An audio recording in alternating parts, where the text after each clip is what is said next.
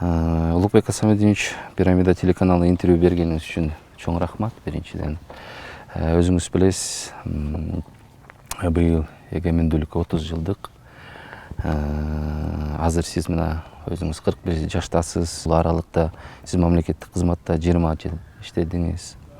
Мындайча айтканда 21 жашыңыздан баштап университеттен эле уже мамлекеттик жумушка келип, алардын арасында ошо президенттин администрациянын башчысынын биринчи орун басары, андан кийин эсептөө палатасынын бир нече жыл жетектедиңиз. Сизди мыкты экономист катары, саясатта такшалган катары, адам катары эл ичинде баркыңыз жакшы бааланууда. Сиздин оюңузча Кыргыз Республикасынын эгемендүүлүгүнө ээ болгон 30 жылдын ичинде көз карандысыз жана өзүн өзү камсыз кылган мамлекет катары чыга алдыбы? Биринчиден сиздерге рахмат. Ошол мен дагы кийинен кесири силерге айтып берейин деп атам. Ошо болуп жаткан иштер боюнча деги эле 30 жылда мамлекетте кандай иштер жасалды сурооңузга чоң рахмат. Албетте 30 жыл деп балким айтыш оңой. Айтканга оңой, бул өтө чоң тарых. Эң негизгиси биздин мамлекет өзүнчө эгемен мамлекет. Ушунун өзү чоң баалуулук. Бул келечек үчүн чоң тарых десек болот. Албетте мына сиз сурооду белгилеп айтып өттүңүз. Мен өзүмдүн ушу мамлекеттик кызматтагы тажрыйбамдагы 20 жылдай болуп калды.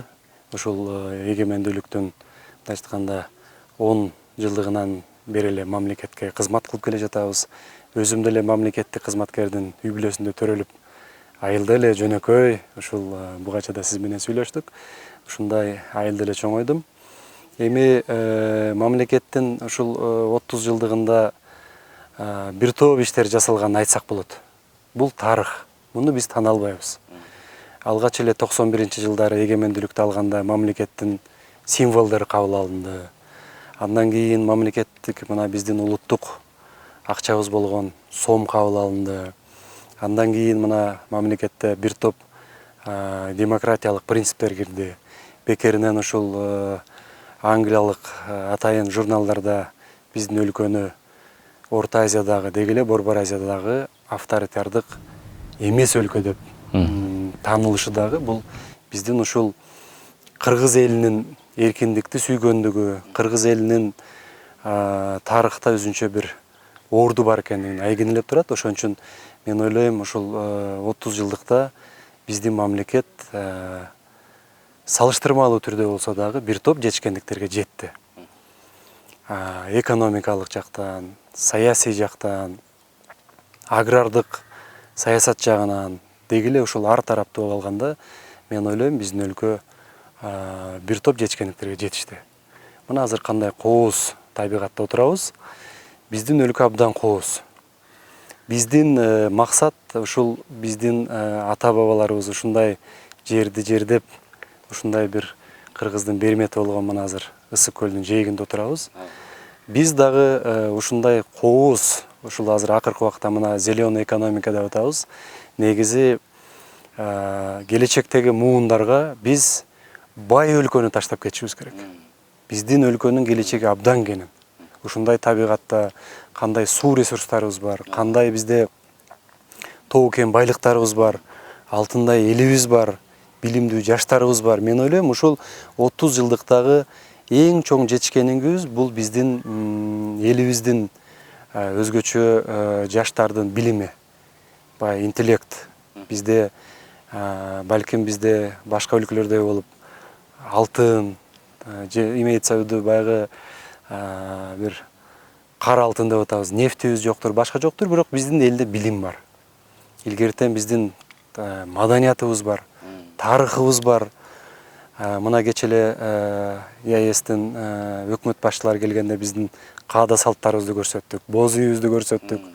Биздин жанагы аң улоолорду көрүштү, биздин жаа аткан кыздарды көрдү. Деги эле ушу биздин тарыхта мына ушу Манас атабыздан баштап андан бери канча мына кыйын биздин кыргыздын чыгаан кыздары чыккан. корма акыркы эле тарыхта алып келгенде мына Курманжан датка энебиз чыккан, кандай көрөгөч болгон. Эгемендикти алып караганда мына акыркы ушул Союздун кире беришинен алганда Уркия энебиз кандай жетекчи болгон, аялдарды алдыга сүрөгөн, билимге ушул мен ойлойм ушул мына акыркы эми 30 жыл боюнча айтканда ушундай бир мындан дагы жакшы ийгиликтерге жетсек болмок, мен ойлойм, бирок алдыда дагы бизде көп пландар бар. Ушунун баарын биз элибиз менен чогуу ашырышыбыз керек. Өзүңүз билгендей Кыргызстан толуу агрардык өлкө. Мамлекеттик айыл чарбасы экономиканын алдыңкы тармактарынын бири гана болбостон коомдук жана чоң саясий мааниге эге. Айтсаңыз, бул тармак акыркы 30 жылдын ичинде кандай өзгөрүүлөр болду, кандай жетишкендиктер болду? Туура айтасыз, биздин өлкө чындыгында агрардык өлкө. Биздин бир топ жарандарыбыз айыл жеринде жашашат. Айыл жеринде айыл чарба продуктларын өндүрөт. Мен жана сөзүмдүн башында айттым, мен да айылда чоңойгонмун. Негизи ушул баардык тамак аш өзгөчө азыркы мына кече дагы ушул ЯЭСтин өкмөт баштарынын жолугушуунда бирден бир суроо болуп, органикалык айыл чарба продуктлары көтөрүлдү да. Ушуга биздин өлкө абдан ыңгайлашкан. Биздин өлкө абдан ыңгайлашкан. Мисалы үчүн мына Ысык көл дейбизби, же Жалал Абад, же Ош, Талас, кайсы гана регионду албайлык, биздин ар бир региондо өзгөчө өстүрүлгөн органикалык продуктлар бар. Таза, химия аралашпаган, эт болобу, мөмө жемиш болобу. Ошон үчүн биздин өлкөдө мына ушул көпчүлүк эл айыл чарбасына байланышкан. Ошон үчүн бул эми айыл чарбасы албетте дотацияны талап кылат. Акыркы эле убактарда бир топ миллиарддаган акчалар ушул айыл чарба багытына жеңилдетилген кредит аркылуу элибизге берилип атат. Мисалы үчүн цифра боюнча айтсак, мына ушул 2013-21 жылдарда эле 100 миңден ашык субъектке 40 миллиард сомдон ашык жеңилдетилген арзан кредиттер берилди да. Андан сырткары мына акыркы эле убакта мына мен кол койдум. Ушул 10 миңдей дыйкан фермерге быйыл 5 миллиард сомдон ашык каражат Айыл банк, РСК аркылуу берип атабыз. Андан сырткары өзүңөр билесиңер, лизинг программасы бар. Айыл чарба техникаларын дагы биз каржылоону баштап атабыз. Андан сырткары билесиздер, мына айыл жеринде акыркы убактарда ушул мал чарбачылыгында бир аз асыл тукумдуулугу төмөндөп баратат. Ушул боюнча дагы биз азыр жумушту баштап атабыз. Чет өлкөлөрдөн дагы бир асыл тукумдарды алып келип, мына билесиздер, бизде мал чарбачылыгында өзгөчө ала тоо породасы болчу. Ушул уйларды багууда сүт жана эт багытындагы. Сүттү да жакшы берет, андан сырткары этти да жакшы берет. Бүгүнкү күндө биз ушуну жерлерде жайылтайлы деп атабыз. Анткени андай кылбасак, бизде бүгүнкү күндө чындап келгенде сан жагынан аябай өстү. Мал чарбачылыгында мен айтар элем, Советтер Союзундагы мезгилге караганда да бүгүнкү күндө мал жандыктары элибизде Кудайга шүгүр абдан көп. Экинчи маселе ушул сапаты жагында туруп атат да. Сапаты жагында. Мына кой чарбачылыгы боюнча да жаман эмес. Мына жакшы породалар, кече жакында дагы мына көрдүңөр интернет булактарынан аябай кымбат баада кочкорлор сатылып атпайбы? Жакшы породалар чыгып атат. Эми муну биз ушул ар бир региондо жандандырышыбыз керек, мал чарбачылыгында. Ал эми өсүмдүк мына дан эгиндерин өндүрүү боюнча быйыл эми табигаттын мыйзамы экен, ошол дүйнө жүзүндө эле түшүм жакшы эмес. Ошон үчүн биз түшүмдүүлүктү көтөрүшүбүз керек. Деги эле биздин мамлекет агрардык өлкө болгон үчүн биз өзүбүз толук кандуу дан эгиндери менен ушул азык түлүк коопсуздугуна бул байланыштуу да, ошону дагы баарын биз камсыздашыбыз керек. Өзүңүздөр алып көрсөңүздөр, азыр базарга кирсек, кээ бир продуктлардын бизде импорт келип атпайбы? Агрардык өлкө болгон соң биз өзүбүз камсыздагандан сырткары биз экспортко дагы органикалык, таза продуктларды экспортташыбыз керек да. Ошондо мен ойлойм, биздин ушул карапайым элдин, өзгөчө айылдар мал чарбачылыгы менен өсүмдүк өстүрүү, дан эгиндерин өндүргөн, андан сырткары бир топ мөмө жемиштерди өндүргөн биздин дыйкандардын жашоосу мен ойлойм көтөрүлүш керек да. Ушул багытта мен мына региондорду кыдырганда да айтып атам, ушул мына бактарды өстүрүүдө же болбосо кандай гана өсүмдүктөрдү өстүрүүдө биз тамчылатып суугаруу жагын колго алышыбыз керек. Анткени андай кылбасак өзүңүздөр көрүп атасыңар, суу тартыш болуп баратат да. Ошон үчүн эми мүмкүн болушунча айдоо жерлерди биз жакшы сактасак, үйлөрдү курганда ушул айдоо жерлерге эмес, баягы иштетүүгө жараксыз айыл эгиндерин иштетүүгө жараксыз болгон жерлерге үй салып, жерди көздүн карегиндей биз сакташыбыз керек да. Негизинен айтар элем, биздин өлкөнүн ушул чөлкөмдөгү айыл чарба продуктларын өндүрүүдө мына чет өлкөдөн араб бир туугандар келет, башка чет элдик жарандар келет, биздин ушул агып жаткан сууга, ушул суудан өндүрүлүп аткан, ушундай жакшы жерде өндүрүлүп аткан ар кандай айыл чарба продуктларына абдан кызыктар. Биз ушул логистиканы утара кылышыбыз керек, андан кийин көбүн эсе ушул органикалык айыл чарба продуктларын биз экспорт кылышыбыз керек да. Мына биздин бал, эгерде алчу болсок, биздин бал дүйнөдө эң алдыңкы орунда турат. Япония өлкөсү, араб өлкөлөрү бизден алып кетет балды, өзүңөр билесиңер. Мындай бал жок. Ошол сыяктуу эле биздин мына бул эт кандай даамдуу биздин эттер. Бизде өндүрүлгөн мына азыр Бишкек шаарынын төбөрөгүндө малина кандай жолго түшүп калды. Ысык көлдө мына өрүктүн кандай сорттору, мен бир сыйра кыдырып чыктым, ушул Россияга рефрижераторлор менен экспорт кылып атат да. Ошон үчүн мен айтар элем, ушул айыл чарба жагында биз абдан жакшы иштер жүргүзүшүбүз керек. Андан сырткары дагы бир маселе, ушуга кошумча ирригация. Ирригацияда мына мен бир топ региондорду кыдырып келдим. Мисалы үчүн ушул мына мигранттарыбыз бир топ өлкөлөрдө тилекке каршы бүгүнкү күндө жан багуу менен алек биздин мамлекетке да салым кошуп атат. Бирок эгерде мен ойлойм, ушул бир топ жерлерди биз суу менен камсыз кылсак, биздин канчалаган жаштар ошол жерде жумуш менен алек болмок.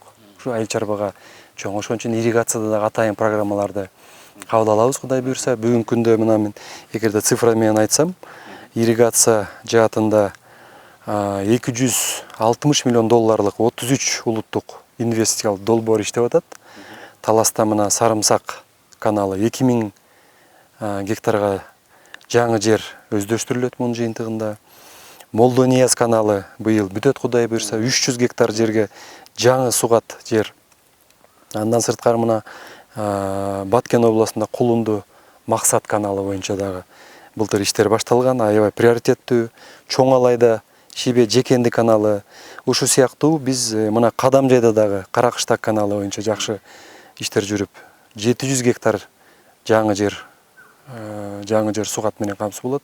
Андан сырткары Ак Өлөң каналы. Ушул сыяктуу мен айтар элем, биз эгерде ушу элибизди суу менен камсыз кылып берсек, жаңы айдоо жерлер пайда болсо, суугарылып жаткан жерлердин сугаттуулугу көтөрүлсө, мен ойлойм, сөзсүз түшүмдүүлүк жогорулайт. Бул албетте мына көрүп атасыңар, акыркы быйылкы эле жылда байкалган кургакчылык, мен ойлойм, муну менен күрөшүүгө бир гана ушул биз каналдарды куруу, сугат маселесин чечүү менен гана чечебиз. Сөзүңүзгө аралжы, Улукбек Асамединович, жана ирригация боюнча айтып калдыңыз. Май, июнь айлары кургакчылык болгон үчүн чүй сугат маселеси бир маселе болду. Ошол чүй облустуна кандай чечүү жолдору бар, кандай иштер аткарылат, кандай болот? Ушул боюнча бир токтолуп кетсеңиз. Абдан көйгөйлүү суроону бердиңиз. Анткени быйыл өзүңүздөр көрүп, бир чети биз элди дагы туура түшүнүшүбүз керек. Анткени көзүңөр көрүп, бир эле Кыргызстанда эмес, бүткүл дүйнөдө быйыл кургакчылык. Мен мына кече келген коллегаларымдан да сурасам, почти бардык жерде түшүмдүүлүк аз да. Тоют маселеси дагы мына кече коллегаларымдан сурап атам. Тоют маселеде дагы кыйынчылыктар болуп атат. Анткени кыш бир аз узарды. Андан соң күн катуусуп, бул Кудайдын буйругу, биз ага эч кандай талап кое албайбыз. Кудайдын буйругу. Ага биз сабыр гана кылабыз. Кургакчылык болду. Эми Кудайдан тилээрибиз эмдиги жылыбыз ушул жакшы түшүмдүү жыл болсо экен деп мен күнүгө Кудайдан тилейм да. Эл да ошону тилейт. Анткени бул адам затынын колунан келбей турган иш да, бул табигат. Ошон үчүн мына Чүй областы боюнча айтсак, быйыл бир топ биздин дыйкандар жоготууларга учурап атат. Мен жеринде барып да көрүп келдим. Панфиловдон баштап Орто Токойго чейин кыдырдым да бүт эгиндерди. Мына көлдү да кыдырдым, таласты да кыдырып атам. Чүй облусунда быйыл өзгөчө тартыш болду. Анткени бир чети бак-тарактар көбөйдү. Малиналар көбөйгүлө баштады. Анан бизде баягы сууну пайдаланууда дагы мындай бир ирээттүү план жок да. Ошон үчүн биз Чүй облусунун райондорундагы суу башкармалыктарынын жетекчилерин алмаштырганга чейин бардык. Кээ бир кишилер жумушу менен кош айтышты. Туура элдерибиз бир топ митингге чыгып атты, талап коюп атты. Мен ошолордун көпчүлүгүнө жооп бергенге аракет кылып аттым. Ошон үчүн бул маселебизди кантип чечебиз? Мына Орто Токойго барганда ошол жерде 120 куб суу чыгып турду. Максималдуу түрдө. Бирок ошол суу тилекке каршы Москва, Жайыл, Панфилов райондоруна толук кандуу, өзгөчө Панфилов районуна толук кандуу жетпей жатты да. Ошол жерге барып көрүп аттым. Скважиналарга чейин барып көрдүм да. Ошол союз кезеңде жакшы курулган скважиналарды да биз тилекке каршы баягы орусча айтканда бесхозный кылып, жакшы мамиле кылбай ошолорду таштап салганбыз да. Бүгүнкү күндө ошол скважиналарды да иштетүүгө биз бел байладык. Айыл чарба министрлигине тапшырма берилген, бул президентибиздин көзөмөлүндө. Андан сырткары мен ушул жерде бир маселени так кес айтып коеюн. Мына бул Орто Токойдон суу чыгып, Кемин районунан кийин бара жатканда ошол жерде 17 километрде 30 куб суу жоголот. Жерге сиңип кетет. Чаржайыт бир жайылып агат да. Ошол 30 куб сууну жоготпоо максатында биз ОЧК-2 деп коет. Обводной Чуйский канал 2 орусча. Айланып өтүүчү каналды курушубуз керек. Бул өтө чоң долбоор болот. Быйыл ушуну баштайбыз деп турабыз. Бул каналды куруу боюнча азыр долбоору түзүлүп баштады. Президентибиздин дагы көзөмөлүндө эгерде биз ушул бир 20 километрдей каналды куруп алсак, 30 куб суу жоголбой канал менен толук кандуу ушул Чүй облусунун акыркы Панфиловка чейин жетет да ушул. Абдан чоң. Бул деген сөз 1 секундта 30 тонна суу жок болуп атат да, 1 секундта. Ошон үчүн ушул каналды курушубуз керек. Андан сырткары мына бул чыгыш чоң Чүй каналын кеңейтишибиз керек.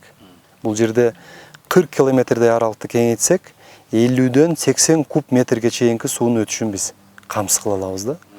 Андан сырткары түштүк чоң Чүй каналында Кара-Балтага чейин жаңы каналды куруу иштерин биз пландаштырып атабыз.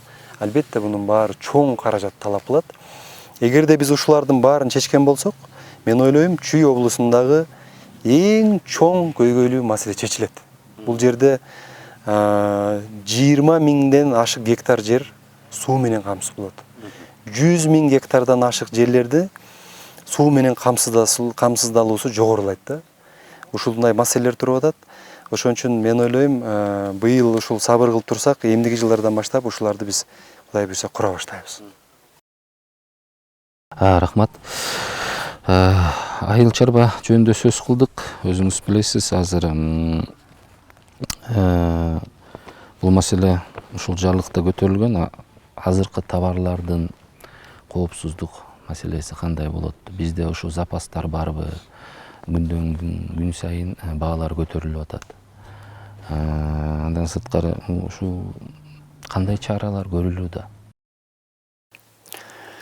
Туура белгилеп атасыз, ушул мени да кооптондуруп турган эң чоң көйгөйлүү маселелердин бири ушул азык-түлүк маселеси, ушул коопсуздук. Анткени адамга эң керек бул биринчи азык-түлүк, дары-дармек, кийим-кечек, анан ошо тынч жашоо да. Ошон үчүн мен ушул кызматка келгенден баштап эле ушуга катуу бел байлап атабыз. Тилекке каршы ушул бүт кымбаттоолор биздин убакка туш келди. Өзүңөр көрүп, былтыры мына пандемияда бүт чек ара жабылды. Кытай менен дагы биз тилекке каршы жаап алып турбуз башынан эле. Андан сырткары бүт транспорттук байланыштар дагы бир топ эсе азайды.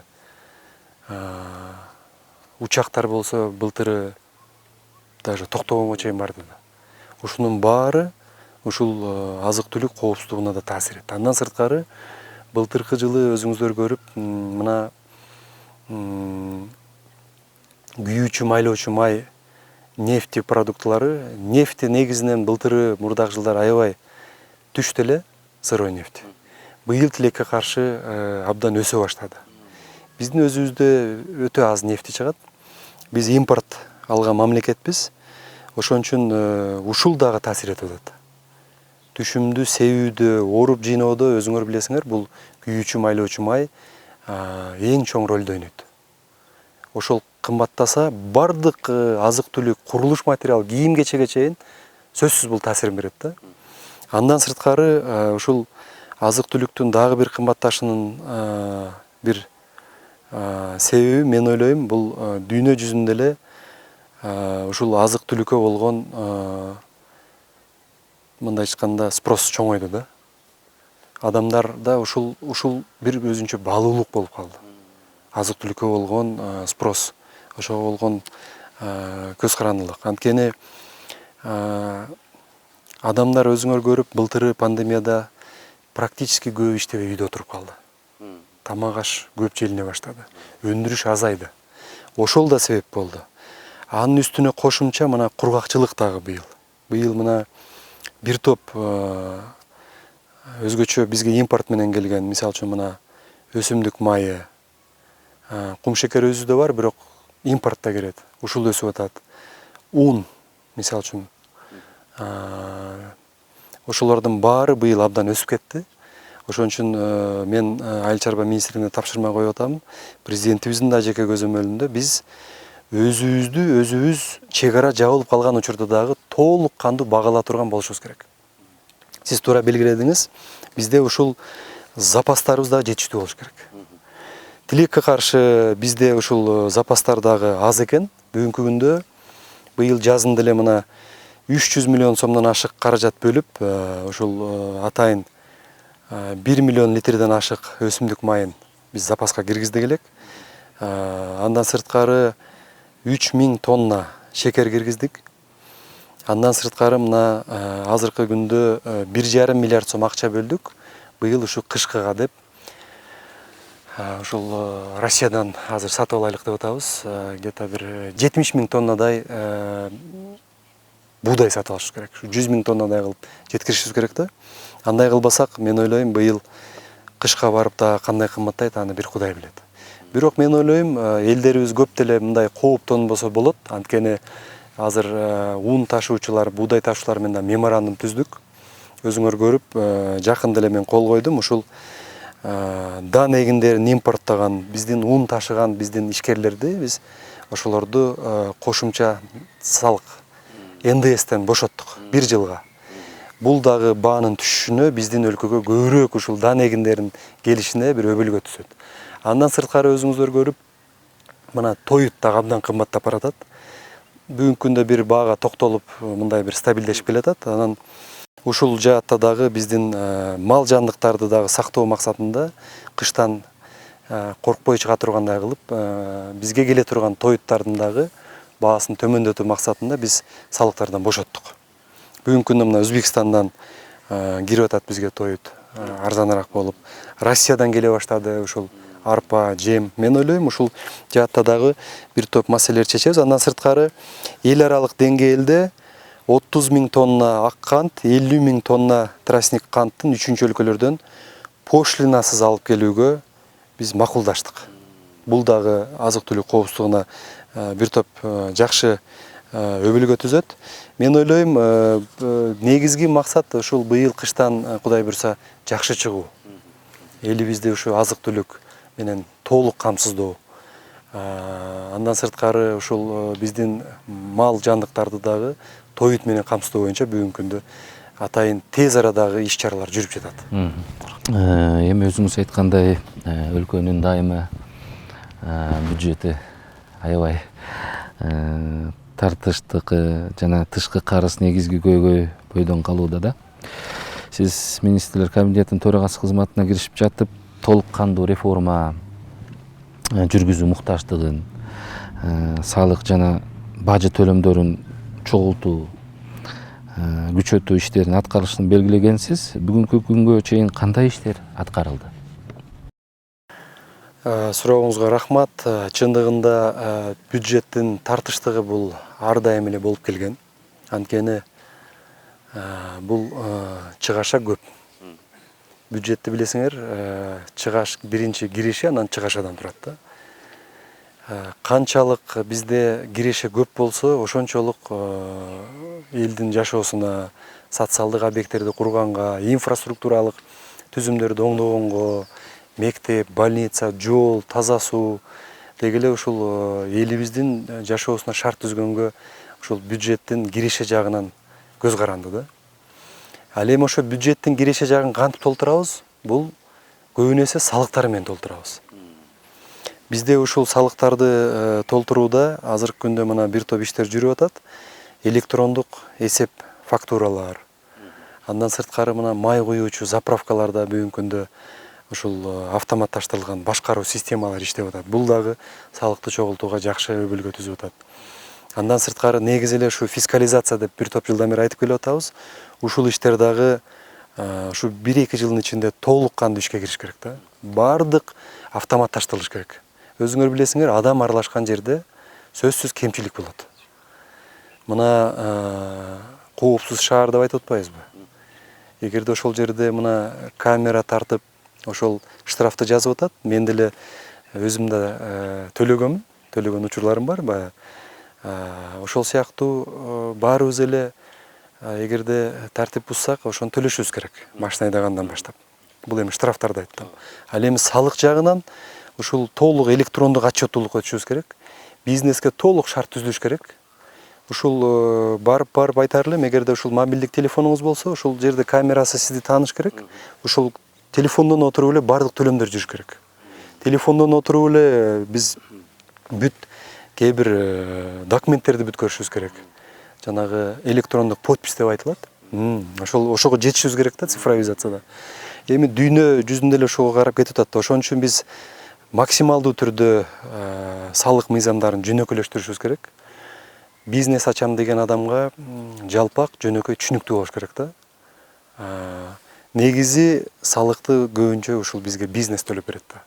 Ошолорго салыктын көлөмүн кичинертишибиз керек, шарт түзүшүбүз керек, жөнөкөйтүлгөн режим болуш керек. Ошондо мен ойлойм, биздин казынага бир топ салыктар түшөт. Андан сырткары мына Россияга да биз ыраазычылык билдиребиз. Кече дагы Мишустин Михаил Владимирович, Россия өкмөтүнүн башчысы менен дагы сүйлөштүк, бизге жардам берип атат. Ушул алардын тажрыйбасынын негизинде бүгүнкү күндө ушул салыктарды эффективдүү чогултууда бизге бир топ заманбап аналитикалык системаларды бизге берип атышат. 1 миллиард рубльдан ашык жардам берилип атат салык чогултууга. Мен ойлойм, ушул салык реформасынын биринчи натыйжалары көрүнө баштады. Ошонун негизинде быйылкы жылы мына салык чогултууда жакшы кирешелер түшө баштады. 20%-дан 40%га чейин өсө баштады. Ушул мен ойлойм, жылдын акырына чейин дагы кошумча кирешелер түшө баштайт. Ошол эле мезгилде мына бажы системасы боюнча айтсак болот. Бул жерде дагы электрондук тариздөө системасы киргизилүүдө. Өткөрмө пункттарында дагы жүктү өтүү убактысын биз кыскартышыбыз керек. Импорттагы киргенде бизге бат кириш керек, экспорттагы чыкканда бат чыгыш керек да. Керек болсо ошол жүк ташып бараткан машинедеги водитель отуруп эле ошол жерде ордунда отуруп электронный бүткөрүш керек, түшпөй туруп эле. 5-10 мүнөттөн ашпаш керек да. Мына экспорт боюнча биз ушундай чечим алганбыз. Ал эми импорт боюнча да ушундай иштерди жүргүзүшүбүз керек.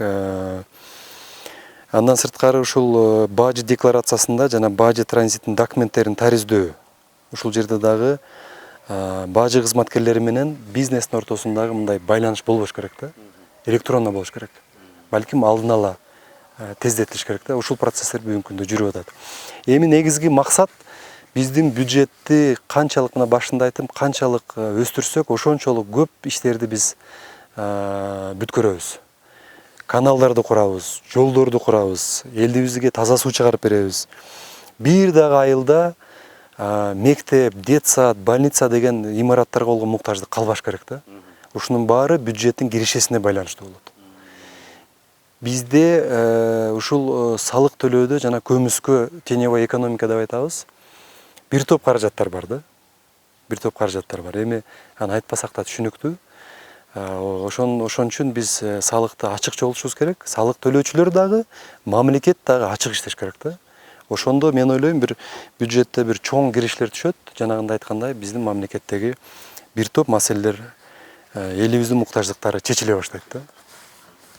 Рахмат. Өзүңүз айтып кеттиңиз, мына ишкерлер менен иштеш боюнча ишкерлер өлкөнүн экономикасына чоң салым кошот. Анткени алар экономиянын дээрлик 85%-ын түзөт экен. Буга чейин президент бизнес чөйрөсүндө өкүлдөрү менен жолугуп, мамлекет башы ишкердик чөйрө, мамлекеттик ийгилигишүү азая турган, бизнес үчүн жагымдуу жана адилеттүү шарт түзүү үчүн бардык аракеттер көрүлөт деп белгилеген. Бирок буга карабастан ишкерлер ар кандай кыйынчылыктарга туш болууда да. Ушуга кантип чаралар көрүлүп атат? Абдан маанилүү маселе ушул. Буга чейин да айттым, ушул биздин мамлекеттин кирешесинин көпчүлүгүн уш ишкерлер дерлик бардык эле өлкөлөрдө ушундай да. Ишкерлерге канчалык шарт түзсөк, алар ошончолук жумушчу орундарды түзөт. Ошончолук адамдар жумуш менен камсыз болуп, үй бүлөлөрүн багат. Ошончолук бизге салык түшө баштайт. Ушунун баары эң биринчи стабилдүүлүктү талап кылат. Өлкөдөгү стабилдүүлүктү талап кылат. Буга байланыштуу урматтуу президентибиз Садыркожоевич Жапаровдун президент болгондон кийин эле жарлыктары чыга баштады ишкерликти колдоо боюнча. Мен мына президентибиз да жолукту ишкерлер менен. Мен да буга чейин ар тармактуу ишкерлер менен жолугуп чыктым. Биринчи курулушчулар менен жолуктум. Андан кийин ушул IT сферасындагы ишкерлер менен жолуктум. Ар кандай тармактагы. Мына бизде өлкөбүздө бүгүнкү күндө тигүүчү тармагында билесиңер, экспортко бир топ товарлар чыгарышат. Алар менен жолуктум. Бүткүл көйгөйлөрүн уктум. Көбүн эсе ушул бизде ишкерлердеги наразычылык бул текшерүүчү органдарга болуп атты да. Ошого байланыштуу эми атын атабасам дагы өзүңөр билип турдуңар, 1-2 текшерүүчү органдар бүгүнкү күндө жоюлду. Мен ойлоймун, бул дагы болсо ошол урматтуу президентибиздин, биздин өкмөттүн ишкерлерге болгон түз көз карашын айгинелеп турат. Андан сырткары мына президентибиздин өкмөттүн жарлыгын колдоо максаты, өкмөттүн чечимин колдоо максатында президентибиздин дагы бир жарлыгы чыкты. Ушул кошумча чаралар жөнүндө. Бул жанагы ишкерлерди текшерүүгө бөгөт коюлган да. Мораторий коюлган. Ошону дагы күчтөндүрүү максатында. Ошон үчүн эми бүгүнкү күндө текшерүүчү органдардын мындай текшерүүчүлөр деле жок. Бир чети пандемия болуп, бир топ бизнес солгундап кетти. Ал эми азыр мына акырындап чек аралар ачыла баштады. Көзүңөр көрүп, мына кече күнү Россия менен жолукканда дагы сөз болду. Буга чейин Россия менен авиа каттамдар жандана баштады. Кытай менен дагы ушу жакынкы аралыктарда ачабыз деген ниетибиз бар. Бизге ушул экспорт, импорт кирип туруш керек. Кирип чыгып туруш керек товарлар. Соода жүгүртүү көбөйүш керек. Мына кече мен белгиледим, Казакстан менен Россия менен болгон соода жүгүртүүдө дагы быйылкы жылы жарым жылдыкта эле январь айынан июнь айына эсептегенде Россия менен Казакстан менен дагы бизде экспорт дерлик 30%га көбөйдү. Былтыр жылга салыштырмалуу. Импорт дагы көбөйө баштады. Бирок бизди сүйүндүргөнү экспорт көбөйүп атат да. Ошон үчүн биздин негизги максат ушу ишкерлерге шарт түзүп беришибиз керек. Ушуларга жеңилдиктерди беришибиз керек. Бир эле биздин ички ишкерлер эмес, бизге сырттан дагы бир топ инвесторлор келиш керек. Биздин өлкө ушундай кооз экономикалык жактан, инвестиция жактан эле келген биздин инвесторлор шыктандырбастан, туризм жагынан дагы шыктандырыш керек да. Мына быйыл дагы бир топ туристтер келип атат. Ошолорго дагы шарт түзүп атабыз. Ошон үчүн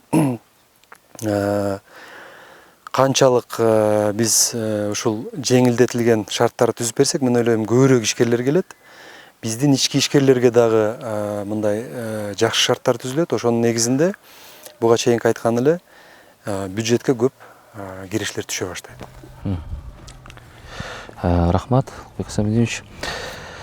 Өзүңүз билгендей, азыркы учурда курулуш сектору боюнча сүйлөшсөк, бери ушул 20-жылдан бери экономикалык активдүүлүк төмөндөшүнө карабай 9000 чарчы метрден ашык турак жай пайдаланууга берилди да.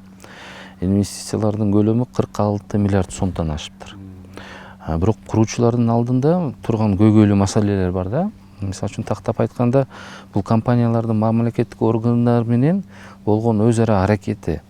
Мисалы инженердик системаларга кошулуу, уруксат алуу, бюрократия жана жер маселелери, мамлекеттик органдардын кадрдык өзгөрүүлөр. Ушуларга кантип көйгөйлөрдү чечкенге мүмкүнчүлүктөр болот? Сиз туура белгиледиңиз, ооба, ушул курулуш сектору биздин экономикадагы эң алдыңкы секторлордун бири. Бизде ушул мамлекеттин экономикасын алдыга сүрүп бараткан тармактардын бири да. Сиз туура белгиледиңиз, курулуш секторунда мына инвестициялардын көлөмү 46 миллиард сомдон ашты. 900 000 чарчы метрден ашык турак жайлар пайдаланууга берилип атат. Мага биздин курулушчулар айтат, башка өлкөлөргө барсаңыз, бир жумада бизге монтип колубузга документ карматып коет. Бизге келсеңиз, ар кандай бир тоскоолдуктар бар дейт да. Ушу баары түшүнүктүү да. Ошон үчүн биздин максат, биздин курулушчуларга шарт эле түзүп бербестен, биздин курулушчулар ушу Кыргызстанда курса, көбүрөөк. Биздин өзүбүздүн ички инвесторлор бутуна турса. Менин жеке максатым дагы биздин ушул жаш ишкерлер, биздин кандай таланттуу ишкерлерибиз бар. Мына Бишкекте үй куруп атышат, мына Ошто куруп атышат, бир топ жерлерде мына курулуштарды абдан жакшы өздөштүрүп калды. Ушулар дагы ар бири жумуш ордун түзөт. Ар бири экономикага салым кошот. Курулуш дагы бул өндүрүш да. Ошон үчүн ушуларды биз чечүүдө мына бул жер маселелери бар. Айрыкча Бишкек жана Ош шаарларында жер ресурстарын башкаруу башкармалыктары бар. УЗР деп коебуз. Ушулардын ишмердүүлүгүнө дагы наразылыктар бар да. Ошон үчүн азыр мына бул жакынкы күндөрдө Кудай буйрса Бишкек жана Ош шаарларынын мэрлери шайланат. Ошолорго дагы биз тапшырма коюп атабыз. Мүмкүн болушунча шарт түзүп бергиле. Бирок ошол эле мезгилде курулушчулардан дагы архитектуралык дизайн жагынан, нормаларды сактоо жагынан биз талап кылышыбыз керек. Мындай шаардын көркү деген бар, элдерге болгон удобство деген бар. Ошолорду дагы биз мыйзам жагынан сакташыбыз керек да. Ошон үчүн бүгүнкү күндө биз ушул курулуш жүргүзүүгө тиешелүү уруксат кагаздарын максималдуу түрдө жөнөкөйлөштүрүү боюнча иштерди жүргүзүп атабыз, башында айттым. 6 августта курулуш жүргүзүүгө уруксат берүүнүн жаңы тартибин орноткон жобого мен кол койдум. Бул бекиди, бул токтом ушул жылдын 28 августунан баштап күчүнө кирет. Бул жободо эмнелер бекитилди? Эң биринчи уруксат алуу тартиби, долбоордук документтерди экспертизалоо бир кыйла жеңилдетилет. Муну курулушчулар жакшы түшүнөт. Долбоорлоодо, куруу процессинде жанагы параллельный проектирование дегенди биз мыйзамдаштырып киргиздик. Ушул ишке киргизилет. Андан сырткары долбоорду ишке ашыруу үчүн градсовет деп айтабыз. Ошолорду өткөрүү тартиби такталып, 14 күн мөөнөттөн өткөрүү, 14 күн мөөнөттө ошол чечип берүү жагы милдеттендирилди курулуш жетекчилерине. Андан сырткары курулуш объектинин жанында жайгашкан муниципалдык жер аянты сөзсүз түрдө көрктөндүрүлүшү милдеттендирилип атат да. Бул жерге кошумча чечим чыгаруу мындай айтканда мындай кажетсиз деп көрсөтүлдү да. Негизинен курулуш тармагын биз колдошубуз керек. Бул башка өлкөлөргө салыштырмалуу бизде мындай өсүп, өнүгүп келе жаткандын дагы бир белгиси ушу курулуштан билинет. Бизде элдин саны өсүп атат, ошого талап күчөп атат. Ошон үчүн курулуш тармагын биз толук кандуу колдошубуз керек. Кыргызстан санариптик технологияларды күнүмдүк жашоого киргизүү аракетин көрүүдө. Ушул санарip боюнча азыр санариптештирүү прогресси кандай өтүп атат, процесс? Негизи эле Кыргызстан толук санарипке өттүбү? Дагы алдында кандай жумуштар бар ушул санарип боюнча? Бүгүнкү күндө деги эле жашоону санарипсиз элестетиш кыйын. Адамзаттын ушул 30 жылдык, акыркы 30 жылдык жашоосунда эң чоң ойлоп тапкан жетишкендиги ушул цифровизация болду, санарип болду. Анткени мына мобилдик телефондон баштап ушул жашоо процессинде ар бир этап, ар бир тармакка бул цифровизация бүгүнкү күндө кирди деп айтам да. Бул дүйнөлүк тенденция. Биз мындан артта калбашыбыз керек. Тескерисинче мен айтат элем, биздин өлкө чакан өлкө. Бизде абдан таланттуу, акылдуу жигиттерибиз, улан кыздарыбыз бар. Google'дан баштап дүйнөлүк ири компанияларда иштеп аткан биздин улан кыздарыбыз бар. Бул эмнени айгинелеп түшүндүрөт? Бул деген биздин элдин ушул санариптештирүүгө биринчиден даяр экендигине, буга кызыктар экендигинен кабар берет. Биздин жаштардын буга кызыгуусу, ушул дүйнө коомчулугунун талабына шайкеш бара жатканыбызды түшүндүрөт да. Ошон үчүн биз да мындан артта калбай, дүйнөлүк ушул тенденциядан артта калбай, наоборот, ушул шартта биз алдыраак кетишибиз керек. Биздин өлкө чакан өлкө. Ошон үчүн ар бир тармакка ушул цифровизация, санариптештирүү кириш керек. Бүгүнкү күндө ушул ишти мындан да жандандыруу үчүн ушул максатта биз атайын цифровизация боюнча министрлик түздүк. Керек болсо ал министрге ушул министрлер кабинетинин төрагасынын орун басары деген макам да бердик. Бардык министрлик менен иштесин. Турмуштун ар бир тармагына элди камсыз кылуу, бардык тармактарга ушул цифровизация кириш керек. Жашоону бүгүн мындан ары мунсуз, электрондоштуруусуз, цифровизациялаштырылгандырсыз мындай элестетүү деги эле мүмкүн эмес. Ошон үчүн мамлекеттик портал болобу, же болбосо калкты тейлөө болобу, электрондук коммерция, санариптик мектеп деп атабыз, больница дейбиз, курулуш тармагы, деги эле ушул даже бул айыл чарба сугат иштеринде дагы бул кириш керек. Бардыгы көзөмөлдө болуш керек. Бардыгы бир жерден отуруп башкарылыш керек. Эсеп кысап деп ошон үчүн айтабыз да. Бул биринчиден баягы ысырапкерчиликке алып барбайт. Бардыгы так болот эсепте. Ошон үчүн мына быйыл калкты тейлөө борборлорун дагы биз максат кылдык элек. Ар бир район шаарда ачылса деп, биринчи Бишкектен баштадык. Бүгүнкү күндө Бишкекте бир топ очередтер азайды. Биздин максат келечекте ушул адамдар, биздин жарандар убактысын көп мындай нерселерге кетирбеш үчүн үйдө отуруп эле ушул мобилдик телефондон эле көп маселелерин чечип алат. Мисалы үчүн мына МВДга барып справка алып жүрсө, бүгүнкү күндө ошону үйдө отуруп деле алса боло тургандай шарт бар да. Бирок көпчүлүгүбүз аны пока түшүнө албай атабыз. Ошон үчүн биз азыр элге муну жеткиришибиз керек. Биздин ошол мобилдик телефонду мындай кылганыңызда сизди камерасы тааныш керек да. Цифровизация ушундан башталат. Мен мына өкмөт башчы болгондо эле эң биринчи жыйын Алматыда, Digital Алматыга катышып келбедимби? Биз деле алардан ашып кете тургандай бизде мүмкүнчүлүктөр бар. Таланттуу жаштарыбыз бар. Кандай гана IT компаниялар бар. Биз азыр бүгүнкү күндө ошолорго шарт түзүп беребиз, мыйзам жактарын өзгөртүп беребиз. Мен ойлойм, 1-2 жылда ушул коопсуз шаар долбоору, мектептердеги санариптик мектеп болобу, электрондук кызмат көрсөтүү, мамлекеттик портал, ушул кызмат алуулардын бардыгы автоматташтырылыш керек. Элге жөнөкөй шарт түзүлүш керек. Убактысын көп элибиз буга коротпош керек.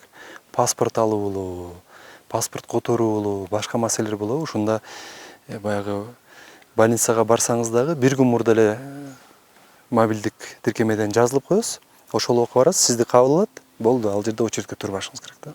Ушундай болуш керек. Бардык тармакка ушул кириш керек. Ансыз бүгүнкү күндө жашоону элестетиш кыйын. Эми албетте буга баягы бир аз убакыт керек. Анан мыйзамдарды бир аз өзгөртүшүбүз керек. Бизге жакшы күчтүү IT компаниялар дагы кириш керек. Биздин сыртта жүргөн биздин улан кыздарыбыз дагы Кыргызстанга келбесе дагы ошол жактан да туруп, мен ойлойм, жардам берет деп терең ишенем. Рахмат. Өзүңүз билесиз, 2020-жылы ушул коронавирустук пандемия келип, коомго медициналык жана дары-дармек чыныгы ролун көрсөттү да аябай. Медицина кызматкерлерин колдоо боюнча кандай азыр ушул учурдан кийин иштер алып барылат? Негизи былтыркы 2020 жылы кандай бир коркунучтуу күндөрдү баштан кечирди элибиз. Бир эле кыргыз эл эмес, кыргызстандыктар эмес, дүйнө коомчулугу. Бул пандемия бизге бир чети адамдардагы жашоодогу баалуулуктарды көрсөтсө, экинчи жагынан экономикага абдан чоң залакасын тийгизди. Соода сатыкка, туризмге, ушул авиа каттамдарга, бүт тармакка чоң залакасын тийгизди. Эми Кудайга шүгүр, мунун дагы бир балким жакшы жагы бардыр. Мен сөзүмдө айтпадымбы, биз баягы адам затына, адамдын жашоосундагы баалуулуктарды билдик да, ден соолук деген эмне, ушуга байланыштуу дарыгерлердин баягы кадыр баркы жогорулады деп айтсак болот. Анткени чындыгында врач деген кесип, мугалим деген кесип, инженер деген кесип, деги эле бир топ кесиптер бар. Ошолордун арасында ушул негизги кесиптерде ушу врач, мугалим абдан ыйык кесиптер деп айтабыз да. Өзгөчө врачтар ден соолукка байланышса, мугалим деген бул даже пайгамбарлык кесип, үйрөтүүчү. Ошону эске алып, былтыры билесиздер, ушул чёрный кара июль деп айттык. Канча биздин жарандар кайтыш болуп кетти. Баарыбыз коркуп турдук. Ошого байланыштуу быйыл мына президентибиздин тапшырмасы менен июль айынан баштап стационардык больницаларда иштеген врачтардын, деги эле врачтардын эмес, орто медициналык кызматкерлердин, ошол жерде иштеген кенже техникалык тейлөөчү персоналдардын баардыктарынын айлыктарын 40%, 50%га көтөрдүк. Мына бүгүнкү күндө колдорун ала баштады.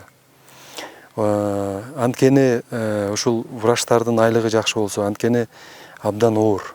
Ошол кызыл зоналарда иштеп атты. Ошого байланыштуу бюджеттен дагы бир топ кошумча каражаттар бөлүндү. Ушул врачтардын айлыгын эле быйылкы жылы жарым жылдыкка кете турган каражат 1,8 миллиард сом. Бул деген эмдиги жылы 3 миллиард 600 миллион сом кошумча биз чыгаш алышыбыз керек. Ага жараша биз киреше табышыбыз керек бюджетке. Андан сырткары дары-дармектер дагы абдан кымбат. Мен ушу кызматка келгенден баштап бир топ жыйындарды өткөрдүм. НДСтен бошотулган, бирок тилекке каршы бизде дары-дармек абдан кымбат. Туура импорт менен келет. Бирок ошого карабастан кээ бир дарылар Россиядан, Турциядан биз келген дарыларды салыштырып карасак, 3 эсе, 5 эсеге кымбат дарылар. Биз буларды арзандатышыбыз керек. Андан сырткары дагы мына вакцинация боюнча эле кошумча айта кетейин. Вакцинацияга эле быйыл акыркы мына 1-2 айда биз 1,5 миллиард сомдой акча кошумча таап, элибиздин саламаттыгын камсыздоо максатында мына вакцина алып келдик. Бюджеттин эсебинен. Андан сырткары башка өлкөлөрдөн дагы жардам катары келип атты. Мына Британиядан азыр AstraZeneca 29 июнда келди, 226 000 доза. Андан сырткары мына Кытайдан дагы 300 000 дозадай Sinopharm жардамга келди. Азербайжандан келди, Казакстандан келди. Мен учурдан пайдаланып ушул өлкөлөрдүн жетекчилерине дагы өкмөт башчыларына терең ыраазычылык билдиремин. Анткени дүйнө коомчулугунда баарында ушул бул пандемияны жеңүүнүн бирден бир жолу бул элди эмдөө, вакцинациялоо. Мындан башка жолду пока эч ким таба элек. Ошон үчүн бүгүнкү күндө бизде азыр эле ушул жака келатып мен цифраны карап келдим. Биринчи дозаны алган биздин жарандардын саны 630 000ден ашты. Ал эми экинчи дозаны алган кыргызстандык жарандардын саны бүгүнкү күндө 330 000ден ашты. Мен ойлойм, мына сентябрга биз Кудай буйрса план койдук элек, ошо биринчи, экинчи дозаны алган биздин жарандардын саны 1 миллиондон ашыш керек. Бул биздин жалпы кыргыз элинин санынан, эгерде 6,5 миллион десек, бир ушул бир 20%га чукулдай түшөт да. Ошондо бул биздин экономикага таасир этет. Биздин Кыргызстанга келе турган туризмге таасир этет, инвесторлорго таасир этет. Ошон үчүн мындан ары дагы мен суранат элем, ушул эмдөө иштерибизди токтотпошубуз керек. Мүмкүн болушунча биз элдин саламаттыгын ойлошубуз керек. Анткени өзүңүздөр билесиздер, бүгүнкү күндө ушул Больницаларда дагы биз аптекаларга бир топ карыз болуп калдык. 1 миллиард сомго чукул карызыбыз бар. Анткени больницага, стационарга түшкөн ушул вирус жуккан адамды мамлекет 100% бекер дарылаш керек. Дарылоого дагы биз эсептеп көрдүк, жеңил эле жатып калса 10 күнгө бир 50 миң сомдой, эгерде оорлошуп баратса 100 миң андан көбүрөөк сомдой каражат кетип атат. Мунун баары мамлекеттик бюджеттин эсебинен кетет. Ошон үчүн эгерде вакцина алган болсо, мен ойлойм, анда балким жеңилирээк болот. Оорушу мүмкүн, жеңилирээк болот. Ошон үчүн мүмкүн болушунча элибиз дагы туура түшүнүп, ушул вакцина эмдөөгө жардам берсе, мен ойлойм, элибиздин ден соолугуна жакшы, биздин экономикага да бул таасир этет да. Өзүңүз билгендей, азыр айтып атпайбызбы, энергетикалык кризис депчи. Анан энергетика тармагында негизи кандай иштер жүрүп жатат? Негизи Кыргызстан келечекте энергетика байлыгы менен, ушул суу менен кайсы жол менен барабыз? Орто Азияда энергетикалык коопсуздук дүйнө жүзүндө деле ушундай ситуациялар болуп жатат. Бирок сиздин көз карашыңыз кандай? Келечектеги пландар кандай? Энергетика маселеси бүгүнкү күндө бизде көйгөйлүү маселелердин бири. Эми бизде бир топ чоң өзүбүздүн гидроэнергетикалык сооруженияларыбыз бар. Токтогул ГЭС бар, жана башка электр өндүрүүчү бизде ишканаларыбыз бар. Бирок тилекке каршы элибиздин саны, керектөөчүлөрдүн, өндүрүүчүлөрдүн саны дагы күндөн күнгө өсүп атат.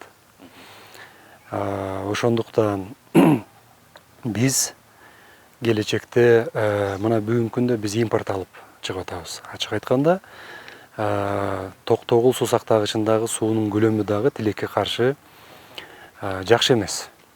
Быйыл мен ушул өкмөт башчы болуп келгенден баштап эле президентибиздин да тапшырмасы боюнча биз Казакстан менен Өзбекстандан импорт алганга жетиштик. Мындан башка жол жок эле, такыр жок эле. Анткени импорт албасак, биздин Токтогулдагы суу сактагычтагы суу быйыл 8,5 миллиард менен токтоду 1 апрелге.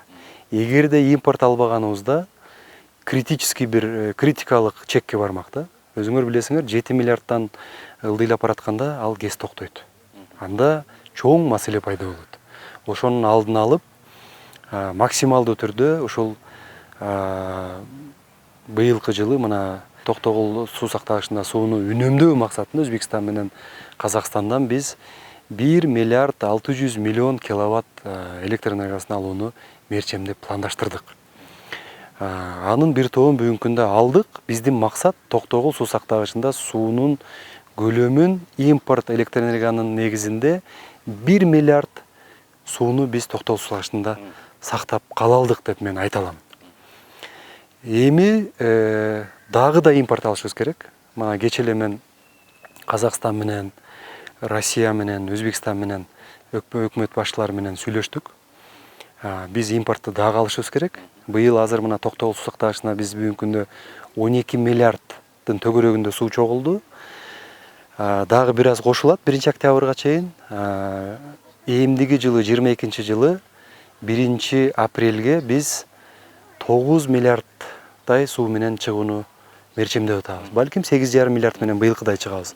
Ушинтип олтуруп, бир 2-3 жылдын ичинде биз Токтогул суу сактагычын максималдуу түрдө толтуруп алышыбыз керек. Кантип толтурабыз? Ага кошумча азыр ГЭСтерде кошумча, мисалы үчүн мына Кировкага 25 мегаватт куруу максат болуп атат. Ал Таласка электр энергия чыгарып берет. Нарында Куланак ГЭСи жеке жактар куруп атат. Андан сырткары ушул импортты Өзбекстан, Казакстан менен сүйлөшүп атабыз. Бүгүнкү күндө Түркменистандан импорт келе баштады электр энергиясы. Эми ушинтип олтуруп, биз кыштан элибизди толук кандуу электр энергиясы менен камсыздап чыгышыбыз керек. Свет өчпөш керек. Мен ушул жерден пайдаланып айтып кетейин. Президентибиздин тапшырмасы менен элибиздин суроо талаптарын эске алуу менен, өзүңөр билесиңер, быйылкы жылы тарифти көтөрүү маселеси коюлуп жатты эле. Быйыл свет көтөрүлбөйт. элибизге көтөрүлбөйт, бирок өндүрүш жаатында алтын өндүргөндөргө, алкоголь ичимдиктерин өндүргөндөргө жана башка өндүрүштөргө тариф маселеси көтөрүлөт. Эми биз ушинтип олтуруп 1-2 жылда Токтогулду Кудай буйрса сууга толтуруп алсак, андан сырткары вие деп айтып коебуз орусча, ушул жаңы бир булактарын табышыбыз керек. Бул күндөн электр энергия алуу. Мына азыр немец компаниялар келип атат. Андан сырткары мини гэстерди. Бизде ар бир коктуда жакшы сайларыбыз бар. Бизде ушунчалык жакшы Кудай берген табигый шарттарыбыз бар. Ушул гэстерди, мини гэстерди көбөйтүшүбүз керек. Максималдуу түрдө Бишкек шаарындагы ТЭЦтен электр энергия өндүрүүнү биз азайтышыбыз керек. Бишкек шаарындагы смог маселеси дагы ошо менен азаят. Анткени Бишкек шаарында ТЭЦтен электр энергия өндүрүү абдан кымбат. 4 сомдон ашык. Гидроэлектр энергияны өндүрүү бул бир топ эсе арзан. Ошон үчүн мен ойлойм, ушул 1-2 жылдын ичинде Кудай буйрса биз элибиз камсыз, элибиз суроо талап кылган, өндүрүштөр суроо талап кылган электр энергияны өндүрүүнү биз ошого жетишибиз керек. Ошол максатты алдыга коюп атабыз. Бир катар министрликтер менен ведомстволор биригип агенттик кызмат, фонд инспекциялары кыскарды. Мунун жыйынтыгы кандай болот? Эми 2021 жыл абдан саясатка толгон бир башкача жыл болду деп айтсак болот да. Жакшы жыл болуп атат. Себеби мына жылдын башында эле президенттик шайлоо өттү. Элибиз ынтымактыкта, тынчтыкта жакшы шайлоого катышып берди. Мамлекеттик башкаруунун формасын элибиз тандап алды. Президенттик башкаруу системасын, форманы тандап алды. Апрель айында Конституцияны, ушул жаңы долбоорун элибиз колдоп берди. 5 майда жаңы Конституциябыз күчүнө кирди. Конституция күчүнө кирер замат урматтуу президентибиз ушул Конституцияга ылайыкташтырып министрлер кабинетин түзүп, анын курамын бекитти. Ага чейин деле мына биз жаңы быйыл өкмөт куралып келгенде ушул министрликтерди бириктирүү, бир аз болсо дагы реформага жүрүү максат кылдык элек. Эми мен айтар элем, реформаны 5-6 айда бүткөрүш кыйын. 1 жылда да бүткөрүш кыйын. Биринчи этабын мен ойлойм биз баштадык. Министрликтер ирилештирилди. Андан сырткары кээ бир органдар жоюлду. Анан биз эмне максат кылдык? Бул жерде көп кыскарууга барбадык. Мен муну моюнга алам. Анткени сыртта пандемия жүрүп атат. Тескерисинче ушул иштеп жаткан адамдарды аз болсо дагы камсыздап туруу болуп атат бүгүнкү күндө. Жеке компаниялар деле ишканасы жабылса деле аларга бир аз болсо да айлык майнасын берип туруп атат. Эми ушул экинчи этапта мен ойлойм мына реформа уланыш керек. Бүгүнкү күндө мына региондордо акимдер дайындала баштады. Элибиз дагы жакшы колдоп берди. Ушул регионалдык бир бөлүнүүлөрдөн кетсек, президентибиздин кадр саясатын акырындап ишке ашыра баштасак, жердешчиликтен кетсек, ошол жердеги райондун жетекчилери дагы тендер өткөрөбү, ошол жерде жетекчилерди башкарабы, калыс башкарса, тууганчылыкка берилбесе деген максатта мына ротация маселеси жүрдү. Элибиз аябай туура кабыл алды. Бүгүнкү күндө мен жерде барганда сурайм да, бул акимдер кандай иштеп атат десем, элибиз мындай жакшы баа бергендей мага сезилип атат да. Ошон үчүн мен ойлойм, бул реформалар уланыш керек. Ушул биздин негизи бир идеалдуу эч качан бир түзүм түзүлбөйт. Бул живой организм сыяктуу, структуралар дагы өзгөрүп турат. Коомдун талабына жараша, жашоонун талабына жараша өзгөрүп турат. Ошол сыңарындай бүгүнкү күндө мамлекеттик кызматта бир аз болсо дагы мындай өзгөрүүлөр болуп келатат. Негизи эле мамлекеттик кызматта баарыбыз таза иштешибиз керек. Мен ушуну талап кылып келип атам да. Мына министрликтер жөнүндө айтып атасыз. Президентибиз дагы ушуну талап кылып атат. Ар бир жетекчи таза иштеш керек. Мамлекеттик кызматта иштеген кызматчылар бай болбош керек. Эл баарын карап көрүп билип турат. Жашоосу орточо болуш керек. Бирок ошол эле мезгилде айлык маяналарды дагы биз көтөргөнгө аракет кылып атабыз.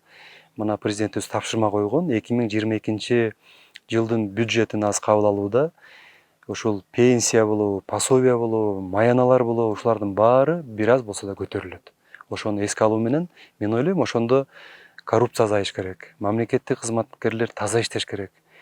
Негизги максат ушул биз таза иштесек, элибиздин ишеничи ого бетер артат. Бул стабилдүүлүккө алып келет, ынтымакка алып келет. Баарыбыз бир жакадан баш чыгарып, бир жеңден кол чыгарып, мамлекетте бир туруктуулук болот. Бизнес өнүгөт. Бизге көп туристтер келе баштайт. Негизги максат ушул болуп атат да.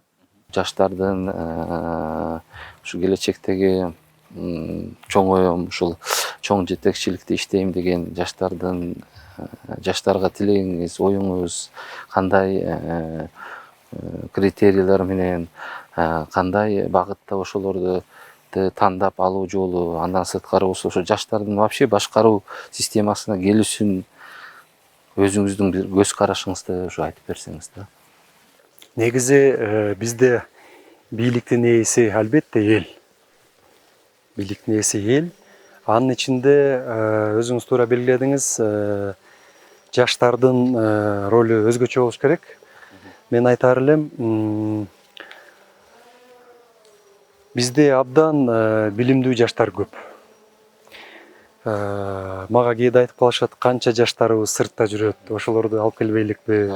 Мен да ошого кошулам, себеби биздин мен жана да үстүдө башка суроолорду айтпадымбы? Ири компанияларда иштеген биздин жаштарыбыз бар. Атактуу компанияларда иштеген биздин жаштарыбыз бар. Тилекке каршы алар ал жакта иштеп атат, бирок ал деле биз үчүн чоң сыймык.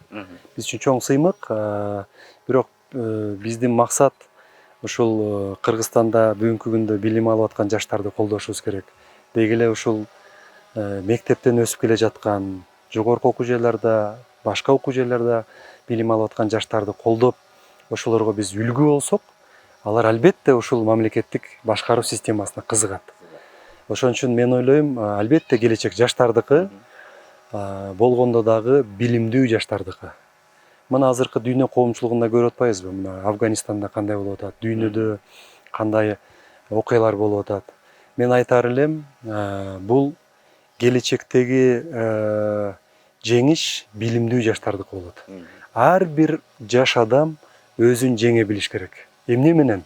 Жакшы алган тарбиясы менен, жакшы алган билими менен, өзү ден соолугу мыкты болуш керек, спорт менен заниматься этиш керек. Бирок негизгиси билимге көп көңүл бурушубуз керек жаштар өзгөчө.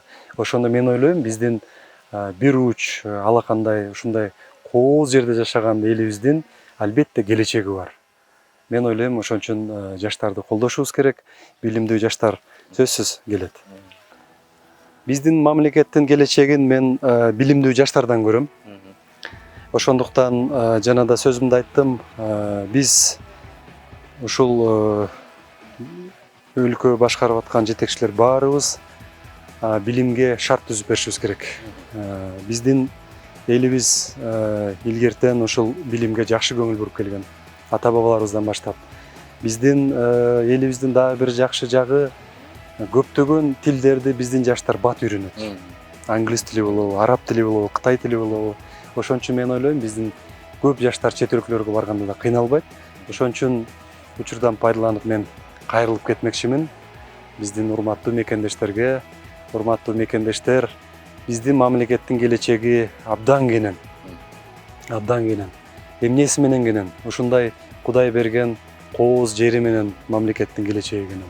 Ушундай алтындай элибиз менен кенен. Анын ичиндеги билимдүү, таланттуу жаштар менен кенен. Мына жакынкы эле күндөрдө кыргыз элибиздин баарыбыздын башыбызды бириктирген ушул спорттогу жетишкендиктерди мен өзгөчө баса белгилеп айтамын. Өзүбүз баш болуп ошол Ала тоо аянтында ошол жерде колдоп жөлөп турдук, канчалык толкундануу менен. Ошол аянтта баарыбыз аябай сүрдөдүк.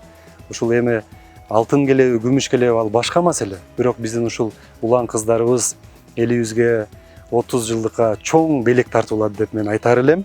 Ошон үчүн элибизде тынччылык болсун. Мен жалпы ушул кыргызстандыктарды келе жаткан 30 жылдык эгемендик майрамыбыз менен чын дилимден куттуктаймын. Бул эгемендик айтканга бул оңой болгону менен өтө маанилүү сөз. Мамлекетте бул эгемен жашоо деген бул кээ бир элдерде жок. Биз алакандай элбиз. Биздин өзүбүздүн мамлекетибиз бар, өзүбүздүн желегибиз бар. Биздин өзүбүздүн ушундай эгемен өлкөбүз бар, ушундай кооз жерлерибиз бар. Биз ушундай өлкөнү кийинки муунга жакшы сактап, көздүн карайгендей күчтүү мамлекет кылып өткөрүп беришибиз керек. Ошон үчүн дагы бир жолу баарыңыздарды келе жаткан эгемен майрамыбыз менен, 30 жылдык майрамыбыз менен чын жүрөктөн куттуктаймын. Мамлекетибизде тынччылык болсун, согуш болбосун, күчтүү мамлекет болойлу. Рахмат. Бул биздин ушу пирамида медали. Ушунду поощрение кылабыз өзүбүздүн сотрудниктерди, анан ушундай бир менде чыгарганбыз. Рахмат сизге. Силерге рахмат. Анан бул 30 жылдыкка ушундай бир статуэтка пирамиданын мына кабинетиңизде столдун үстүндө бизди. Рахмат.